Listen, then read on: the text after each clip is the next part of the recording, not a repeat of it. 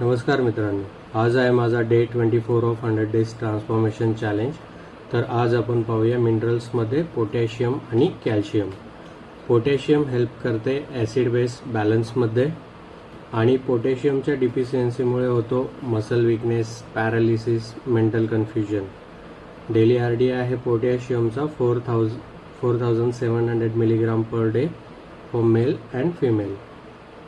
Calcium हा bone आणि teeth फॉर्मेशनसाठी important आहे।